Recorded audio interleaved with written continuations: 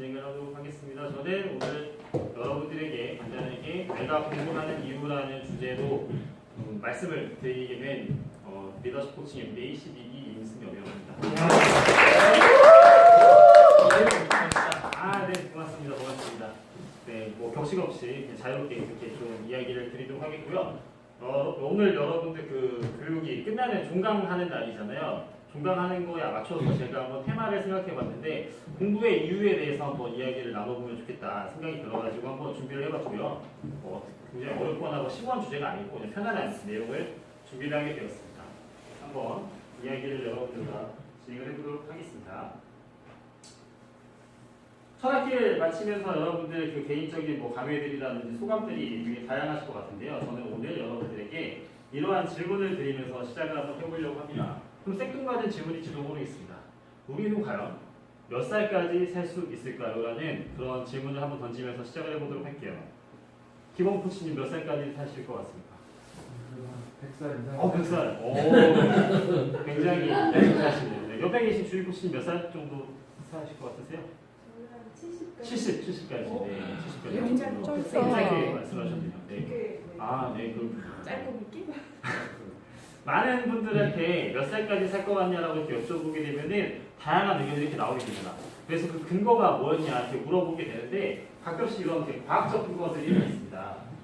보시면은 여러분들 그 손바닥을 펼쳐보시게 되면은 그 선이 이렇게 있습니다.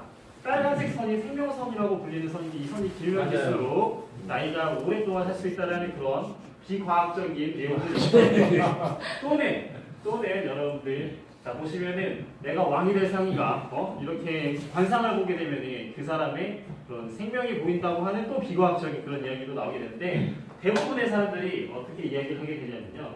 나는 몇 살까지 살까에 대한 고민을 했을 때 평균 연령이 그 정도 되는 것 같아가지고 내가 한 그 정도 70살 또는 100살 이렇게 이야기를 한다고 해요. 근데 2016년 한국인 평균 연령을 보니까 세계 인구 현황 보고서에 나와 있는 연령입니다. 여성은 86세, 남성은 80세. 남자는 또 6살 정도 좀 적죠. 네, 미리 좀 준비를 해야 되겠습니다. 아무튼 이렇게 평균 연령으로 나와 있는데 대부분 사람들이 평균 연령으로 내가 몇 살까지 살 것 같아요 이야기를 해요. 근데 이때 주의하셔야 될 점이 오류가 있습니다. 평균 연령은 좀 안타깝지만 태어나자마자 몸이 아파가지고 일찍 떠나는 영유아 또는 교통사고로 젊은 나이에 돌아가신다든지 또는 좀 힘들어가지고 극단적인 선택을 한 경우 이런 연령들이 다 들어가기 때문에 이 연령을 가지고 내가 몇 살까지 살 수 있을까라는 이야기를 하는 것은 옳지가 않다고 합니다.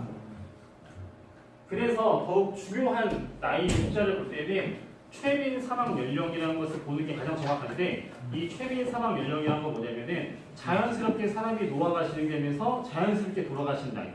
그러니까 우리나라의 노인분들이 가장 그냥 많이 돌아가시게 되는 그런 연령을 이야기를 하는 건데요. 2015년 기준으로 우리나라 최민 사망 연령은 86세라고 해요. 86세. 근데 여기서 또 주의해야 될 점이 있습니다. 의학기술 발달에 의해서 이 최민 사망 연령이 최근 2년마다 한 살씩 계속 증가되고 있다는 겁니다. 그래서 약 2020년대가 되면은 90세를 아마 돌파할 거라고 그렇게 의학자들이 설명을 하고 있습니다. 그래서 제가 한번 시나리오를 계산을 해봤습니다. 85년생 33살의 예상 수명 시나리오. 제 이야기. 저는 과연 몇 살까지 살 수 있을까? 계산해봤어요. 한번 볼게요. 최민 사망 연령 현재 86세. 지금 제 나이가 33살. 앞으로 53년을 살아가야 됩니다. 53년을 살아가는 동안 최민 사망 연령이 2년마다 한 살씩 늘어나게 되거든요. 그러면은 27세가 더 늘어나게 되었어요. 그래서 86세를 살아왔는데 거기에 27세를 더 살아간대요. 그러면은 113세 정도로 예상 수명이 이렇게 나오게 되거든요. 그런데 여기서 또 한 번 계산 다시 해보니까 그래 113세까지 한번 살아보자. 86세에서 113세까지 가는데 27년이 걸렸어요. 근데 그 27년 동안 최민 사망 연령이 아까 2년마다 한 살씩 늘어난다고 그랬잖아요. 14년이 또 늘어나게 돼요. 그러면은 113세에 또 살아가야 될 14년이 증가되기 때문에 그러면 이제 127세까지 늘어나게 되는 거죠. 127세까지. 근데 또 문제는 113세부터 127세까지 살아가는 시절 동안 또 7년이 또 늘어나게 되는 거예요. 이해되세요? 네. 아직 늦게 들어오신 분들 제가 무슨 얘기 하고 있는지 잘 모르실 수 있는데 간단하게 설명드리게 되면 우리는 과연 몇 살까지 살 수 있을까에 대해서 얘기를 하고 있는데 제가 지금 아마 저는 한 30살까지 살 수 있을 거라고 130살까지 살 수 있을 거라고 그런 허무맹랑한 그런 이야기를 지금 하고 있습니다. 지금까지 제가 그런 얘기를 하고 있고 제가 아마 127세까지 살지 않을까 이런 허무맹랑한 이야기를 하고 있는데 여러분들 이 이야기가 과연 제가 그냥 근거 없는 얘기를 하는 건지 한번 보도록 할게요.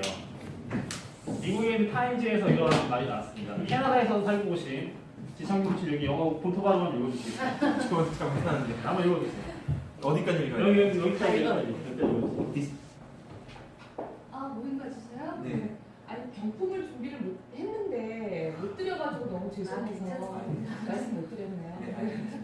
감사합니다. 네, 감사합니다. 네, 고맙습니다. 자, 지금 신경 읽어주시겠어요? 여기서까지요? 네. 이 혀를 일부러 좀 불려야 될 것 같은데. 아, 네. 캐나다에서 할수 있겠습니다. 네. This baby could live to be 142. 네, 142 years old. 박수 한번 부탁드리겠습니다. 정말 잘한다. 자, 이거를 한국어로 번역을 하면 여기 써있는 것처럼 이 어린아이는 142살까지 살게 될 것이다라고 2015년에 타임즈에서 이렇게 발표를 하게 됩니다. 근데 이게 우리나라 사례가 아니고 외국 사례 아니냐 이야기하실까 봐서 제가 또 준비를 한 게 KBS 9시 뉴스에 들어왔습니다. 호모 환두는 사람 뜻하는 호모와 숫자 100이 합쳐진 단어인데 대부분 사람이 100살까지 산다는 의미로 지난 2009년 처음 등장한 말입니다. 최근 미국 타임즈에는 이런 기사가 실렸습니다. 지금 태어난 이 아이는 142살까지 살 수 있다. 과학기술의 발달로 인간 수명이 급격히 늘어난다는 얘기인데요. 전문가들은 조만간 100세를 넘어 120세 수명시대가 올 것으로 예측하고 있습니다. 최근에 이제 봅니다. 어쨌거나 저쨌거나 제가 말씀드리고 싶은 거는 여기 계시는 앉아 계시는 여러분들 모두 다 대충 살아도 100살까지는 건강하게 살아갈 거라는 그런 이야기를 지금 드리려고 제가 첫 번째 질문을 드렸던 겁니다. 어디 사시는가? 자, 그러면 여러분들 이제 100살까지 살아가야 되는데 두 번째 질문을 드리도록 하겠습니다. 100살까지 살아갈 때 어떻게 살아가면 좋을까요? 건강하게. 네, 당연히 뭐 건강하게 사시면 좋죠. 어떻게 살아가는 게 좋을까요? 또 다른 의견 있으신가요? 경제력을 이상하면서 경제력 입과심 되면서 네. 삽을 가지고. 아, 네? 삽을 가지고. 아, 네네. 그것도 좋고요. 또 다른 얘기도 있으신가요? 9988234요. 아, 그거 뭐예요? 99세까지 팔팔하게 살다가 2, 3일 정도 병원에서 앓다가 죽는 거. 아, 네, 좋습니다. 요즘에 병원에서 앓다가 2~3일 동안 촬영하다 죽는다. 오, 낭만적이십니다. 누나는 몇 년 안 남았잖아 지금. 자, 좋습니다. 좋습니다. 여러분들 그 두 번째 질문. 100살까지 우리는 과연 어떻게 살아가면 좋을까에 대한 답변을 또 주신 분이 한 분 계세요. 여기 계시는 하얀 수염의 할아버지 혹시 누구신지 아세요? 아, KFC 햄버거 할아버지 아닙니다. 네. 누구일까요? 네. 얻어가지 공부하는데 많이 본 분이죠. 네. 모르겠어. 아이젠하워. 누구시냐면은 아이젠하워인데 앤드류 카네기입니다. 앤드류 카네기. 강철왕이라고 불렸던 앤드류 카네기인데 이분이 쓰신 부의 복음이라는 저서에 이런 말이 나온다고 합니다. 인생의 3분의 1은 교육에, 3분의 1은 돈을 버는 일에, 그리고 3분의 1은 대의에, 가치 있는 대의에 써라. 이렇게 이야기를 했다고 하는데 제가 다른 책을 보다가 이분 이야기하고 상충되는 말이 하나 나왔어요.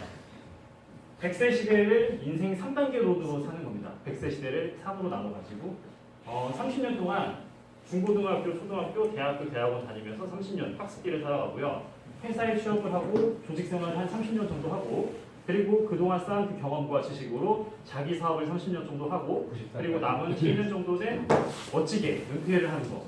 이렇게 살면 좀 좋지 않을까. 근데 여기서 중요한 거는 각 단계 때마다 다음 단계를 위한 지속적인 학습 활동을 꼭 벌여야 된다는 거죠. 왜냐하면은 이미 알고 있던 기술과 지식은 내일이 되면은 낡은 게 돼버리기 때문에 계속적으로 업그레이드를 해야 된다라는 이야기를 드리고 싶은 건데요. 여러분들 끊임없이 자기 개발을 해야 될 수밖에 없는 그런 시대에 살고 있지 않습니까? 여러분들 그 핸드폰 열어보시면은 세상이 얼마나 빠르게 바뀌고 있는지 이미 다들 잘 알고 계실 거고 순식간에 오늘의 게 내일이 되면은 이미 옛날 게 되어버린 그런 시대이기 때문에 우리는 끊임없이 지속적으로 업그레이드를 할 수밖에 없는 그런 시대적 숙명을 타고 갔다고 말씀을 드리고 싶습니다. 두 가지 인생의 모습이 있다고 합니다. 두 가지 인생의 모습. 첫 번째는 건전지 같은 인생이라고 합니다. 변화를 기피하고요. 그 변화를 거부하다 보니까 정체된 삶을 살게 되고 또 매너리즘에 빠지게 됩니다. 무기력함 속에서 여러분들은 천천히 그 가치가 서서히 도태돼 버릴 것인지 또는 발전기 같은 인생으로 변화를 직면하고 적극적으로 맞서가지고 끊임없이 학습하고 그 열정적인 에너지를 가지고 새로움을 추구할 것인지 어떤 인생을 택할 수 있습니까? 발전기야. 발전기 같은 인생을 살아가는 사람들, 제가 좋아하는 인물들을 한번 모아보았습니다. 여기 계신 분들 제가 개인적으로 존경하고 좋아하는 분들인데 이분들은 발전기 같은 인생을 살아오셨습니다. 그리고 이분들은 이 시대의 리더로서 존경을 받고 있는 그런 분들입니다. 누군가가 저에게 공부를 왜 하냐라고 물어봤을 때 저는 이렇게 대답을 드리고 싶습니다. 나는 발전기 같은 인생을 살고 싶어서 샐러던트의 삶을 선택했다라고 말씀을 드리고 싶습니다. 샐러던트, 샐러리맨, 공급쟁이와 스튜던트, 공부하는 학생. 저는 공부하는 직장인 또는 공부하는 사회인이라고 불리는 그런 사람입니다. 여러분들도 리더십 코칭 MBA 12기를 선택하시면서 공부하는 사회인으로 삶을 선택하시고 한 학기를 살아오셨습니다. 저는 여러분들의 그 선택이 200% 옳다라고 그렇게 생각을 하고 앞으로 남은 3학기 동안에도 저와 함께 공부하는 사회인으로서 열정적으로 발전기 같은 인생을 추구하는 그런 셀프 리더들이 될 거라고 생각을 합니다. 저는 임승열이었습니다. 야!